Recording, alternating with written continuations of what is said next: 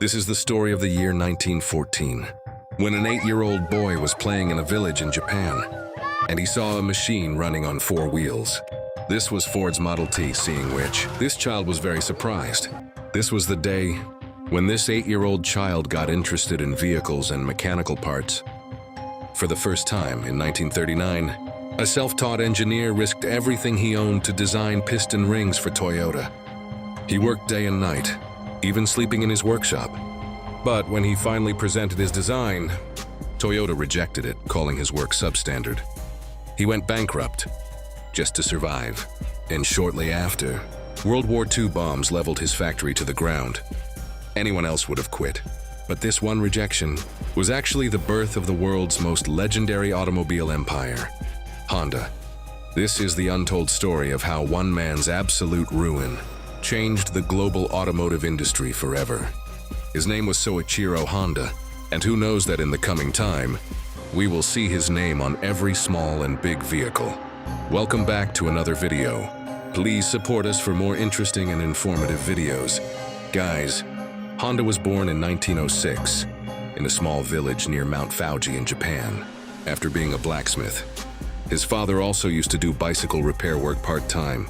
Honda's 5 siblings have already passed away due to various diseases. So, his parents had a lot of expectations from Honda, but he had no interest in studies, however. Honda was more interested in repairing bicycles with his father. When he turned 16, he saw an advertisement for a technician job at an automobile service station in Tokyo called 8 Outpost. Honda wrote a letter and was lucky to get a positive reply. This was the time when Honda left his home and school. To start earning money, Tokyo became a nightmare, and Honda's dream was shattered when he reached Tokyo, but the owner of the company started making him do cleaning work and even put him on babysitting duty. What would he have done if he had thought about it?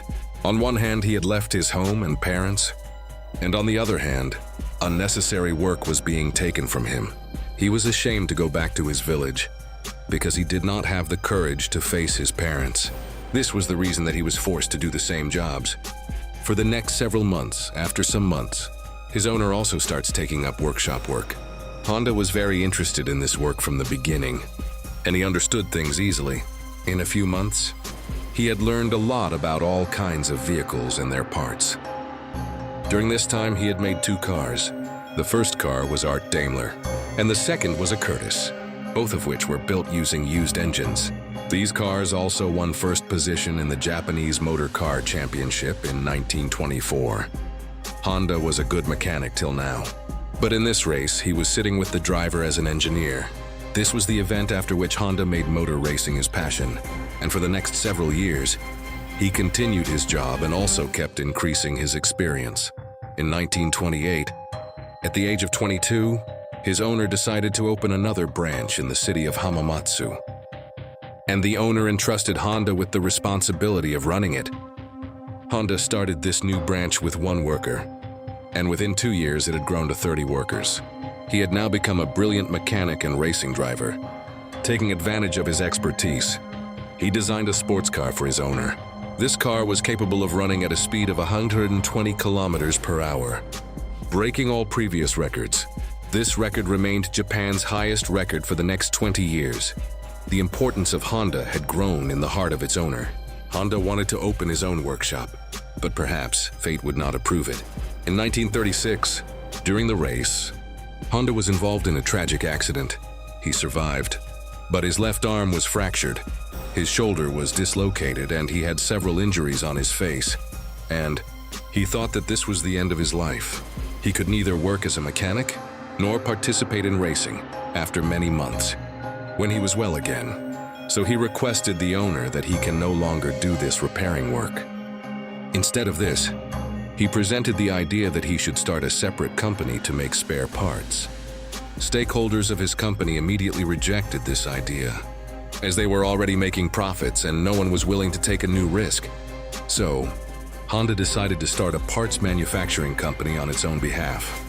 In 1936, at the age of 30, along with his friend, he decided to open a Tokai Seiki heavy industry and appointed his friend its president. He had already started a company, But Honda did not have any investment to run it. He continued his job all day. And then he spent the nights trying to make his own engine pistons for his new company. He continued with this routine for the next several months, but he did not get any success. On the contrary, he became weak due to continuous working. And one failure after another blocked his path. Then he decided, and he enrolled in a university to earn a degree in metallurgy. In 1939, after 3 years of continuous hard work, he finally managed to make a piston. He succeeded. Now he left his job and devoted himself full-time to making heavy-duty pistons. But he did not know that the pistons he had designed still contained many flaws. When he offered his pistons to the Toyota company, Toyota had rejected 47 out of 50 designs. This news struck Honda like a bolt of lightning, as he had no way to turn back. He began traveling all over Japan, visiting different factories to understand the requirements of various companies. He spent the next several years understanding the market and meeting with manufacturers. And then Honda once again began manufacturing pistons. Honda once again made pistons. This time, these pistons passed the company's quality control. He started receiving orders in abundance. And once again, Honda saw his dreams come true. He hired 2,000 workers to fulfill the orders. Who knew that this happiness was only a guest of a few months? In 1941, Japan jumped into World War II, and the ministry took control of several Japanese companies, one of which was the Honda company. By demoting Honda, he was made the senior managing director of his own company. And things took a turn for the worse. When the company's workers were drafted into military service, the next 3 years were spent in extremely difficult circumstances. But in 1944, a sentence, what completely dashed Honda's hopes, was a missile that hit Honda's factory directly, plunging during the war an air raid. The situation in the entire country was deteriorating rapidly, and Japan appeared to be losing the war. In 1945, there were 2 nuclear attacks that completely broke the back of Japan. After Japan surrendered to the Americans, the war was over now, but Honda had lost everything. He sold his remaining assets to Toyota for 4,50,000 yens and became jobless once again. This situation was not limited to Honda alone, but the entire of Japan was going through a very bad crisis. The economy melted, food and water shortages, and inflation had broken everyone's backs, and public transport was difficult to get, as petrol had become scarce in Japan. During this time, Honda acquired a small engine from the Japanese Imperial Army. They used to operate the wireless radio, forced by his habit. He got an idea and thought, why not use this engine in a bicycle? You can improve your transport by installing it. This will make the transport easier and cheaper, as it will be far away. People were already very troubled by inflation, so when they saw this engine installed on a bicycle, everyone liked this idea very much. Honda got a few used ones, but the demand was so high that Honda designed its own new engine. This was the first time in history that the Honda logo was seen on a machine. Honda did not have the money to do this at the mass level. So, he wrote an open letter to 18,000 shopkeepers. People had so much faith in Honda that 3,000 shopkeepers gave him a positive reply and also gave money in advance for the next 3 years. Since Honda had produced a motorcycle that was launched in the market as the Super Cub, this model created a sensation in the market as soon as it arrived. It was so successful that in 1958, it even surpassed the sales of America's own Triumph and Harley-Davidson. Because Honda was very fond of racing, he now decided to make sports bikes. He would participate in various bike races, and he note down special features of the winning bikes. It goes far away in such a way that sports competitions went beyond races and became a marketing tool for the manufacturing company. In just a few years, Honda's first sports bike was launched, which won first prize in the 1962 in international racing competition. This race marked Honda's. In 1960, Honda was introduced as the world's largest motorcycle manufacturing company. And by 1968, it had sold 10 million units. After 62 years of his life, Honda had finally achieved success. But the dream that he had nurtured since his childhood had not yet been fulfilled.